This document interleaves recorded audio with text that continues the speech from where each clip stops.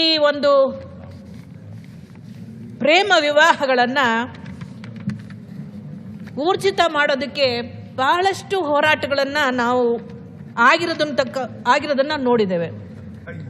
ಬ್ರಿಟಿಷರ ಕಾಲದಲ್ಲಿಯೂ ಕೂಡ ಅದಕ್ಕೆ ಸಂಬಂಧಪಟ್ಟಂತೆ ವಿಧವೆಯನ್ನು ಪುನರ್ವಿವಾಹ ಮಾಡಿಕೊಳ್ಳೋ ಅವಕಾಶಗಳು ಮತ್ತು ಸತಿ ಸಹಗಮನ ಪದ್ಧತಿ ಅಂತ ಪಿಡುಗುಗಳನ್ನೆಲ್ಲ ನಿರ್ಮೂಲನೆ ಮಾಡಿದಂಥದ್ದು, ಮಹಿಳೆಯರ ಜೀವಕ್ಕೆ ಘಾಸಿ ಆಗ್ತಕ್ಕಂತಹ ಅನೇಕವಾದಂಥ ಸಾಮಾಜಿಕವಾದಂತಹ ಪಿಡುಗುಗಳನ್ನು ನಿವಾರಣೆ ಮಾಡಲಿಕ್ಕೆ ಬ್ರಿಟಿಷರ ಕಾಲದಲ್ಲೂ ಕೂಡ ನಮ್ಮ ಹೋರಾಟಗಾರರು, ಸುಧಾರಣಾಕಾರರು, ಸಾಮಾಜಿಕ ಸುಧಾರಣಾಕಾರರು ಭಾಳಷ್ಟು ಪ್ರಯತ್ನ ಪಟ್ಟಿದ್ದನ್ನು ನಾವು ನೋಡ್ತೀವಿ. ಆದರೂ ಇವತ್ತಿನವರೆಗೂ ಕೂಡ ಅವಳ ಮನಸ್ಸಿನ ಭಾವನೆಗಳಿಗೆ ಅಥವಾ ಅವನ ಮನಸ್ಸಿನ ಭಾವನೆಗಳಿಗೆ ನಾವು ಗೌರವವನ್ನು ಕೊಟ್ಟಿಲ್ಲ ಮತ್ತು ಅದನ್ನು ನಾವು ಒಪ್ಕೊಳ್ಳೋ ಸ್ಥಿತಿಯಲ್ಲೂ ಕೂಡ ನಮ್ಮ ಮನಸ್ಥಿತಿಗಳು ಸಮಾಜದಲ್ಲಿ ಇಲ್ಲ ಅಂತಕ್ಕಂಥದ್ದು ಬಹಳ ಖೇದಕರವಾದಂಥ ಸಂಗತಿ. ಮಾನ್ಯ ಸಭಾಪತಿಗಳೇ, ಇವತ್ತು ಈ ಆ್ಯಕ್ಟನ್ನು ನಮ್ಮ ಕರ್ನಾಟಕದಲ್ಲಿ ತರುವಂಥ ಪ್ರಯತ್ನವನ್ನು ನಮ್ಮ ಮಾನ್ಯ ಎಚ್ ಕೆ ಪಾಟೀಲ್ ಜಿಯವರು ಮಾಡ್ತಾ ಇದ್ದಾರೆ. ಇದೆ, ನಮ್ಮ ದೇಶದಲ್ಲಿ ಕಾನೂನುಗಳು ಇದೆ. ಸ್ಪೆಷಲ್ ಮ್ಯಾರೇಜ್ ಆ್ಯಕ್ಟ್ ಅಂತ ಇದೆ, ಹಿಂದೂ ಮ್ಯಾರೇಜಸ್ ಆ್ಯಕ್ಟ್ ಅಂತ ಇದೆ. ಸೆಂಟ್ರಲ್ ಗೌರ್ಮೆಂಟಲ್ಲಿ ಭಾಳಷ್ಟು ಭಾಳ ಹಿಂದೆನೇ 1954 ಹಿಡ್ಕೊಂಡು ನಾನು ಹೇಳ್ತಾರೆ ಅವಾಗಲಿಂದಲೂ ಕೂಡ ಈ ಒಂದು ಕಾಯ್ದೆಗಳನ್ನು ನಾವು ನೋಡ್ತೇವೆ. ಆದರೆ ಇದು ಪರಸ್ಪರ ಒಪ್ಪಿಗೆಯ ಮೇಲೆ ಆಗ್ತಕ್ಕಂಥ ಮದುವೆಗಳು. ಇದು ಯಾರೇ ಬಲವಂತಕ್ಕೆ ಆಗ್ತಕ್ಕಂಥದ್ದಲ್ಲ, ಅವರ ಮನಸ್ಸುಗಳು ಒಪ್ಪಿ ಮದುವೆ ಆಗ್ತಕ್ಕಂಥದ್ದು.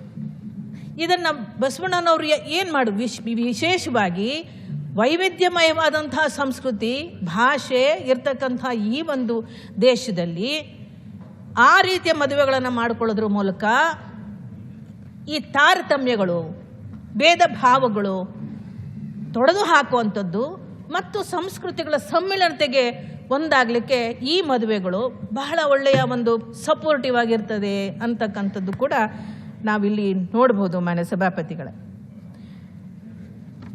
ಇದೇನು ಪ್ರಪಂಚದಾದ್ಯಂತ ಎಲ್ಲ ದೇಶಗಳು ಕೂಡ ಬಹಳ ಪ್ರಗತಿಪರವಾಗಿ ಚಿಂತನೆಗಳನ್ನು ಮಾಡಿದೆ ಅಂತ ನನಗೇನು ಅನಿಸೋದಿಲ್ಲ.